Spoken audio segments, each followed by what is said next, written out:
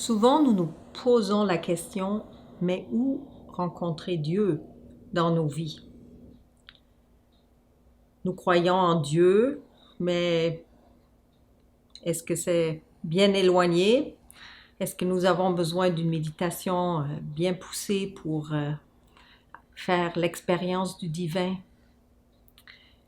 Aujourd'hui, j'aimerais nous lire un verset fort étonnant de la lettre aux Hébreux.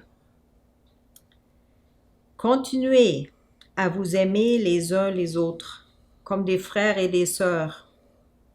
N'oubliez pas de pratiquer l'hospitalité.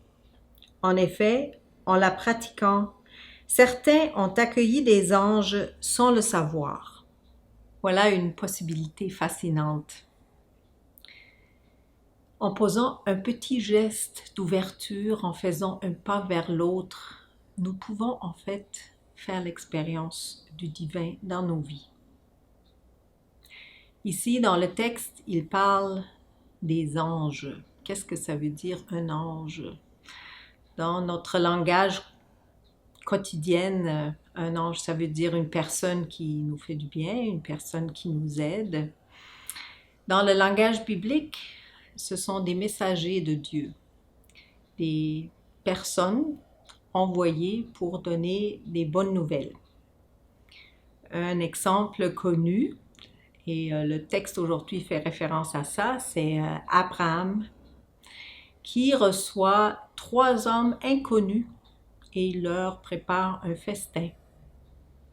Et sans s'attendre à quoi que ce soit, les hommes lui annoncent que sa femme, Sarah, déjà bien âgée, tombera enceinte et aura un fils. Quand nous parlons d'anges, la scène la plus connue, évidemment, c'est celle de la jeune Marie, surprise par l'ange qui lui annonce une grossesse aussi. Alors, je ne suis pas en train de dire que la seule bonne nouvelle, c'est de tomber enceinte.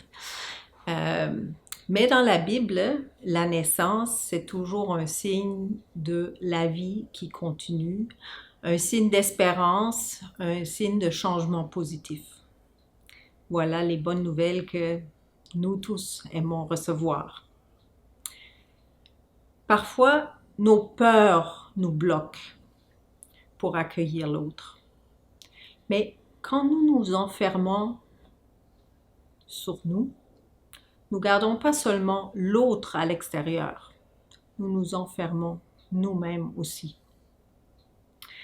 Et pour s'ouvrir vers la vie en plénitude et pour grandir nous-mêmes en connaissance, en sagesse, en amour, il faut oser la rencontre.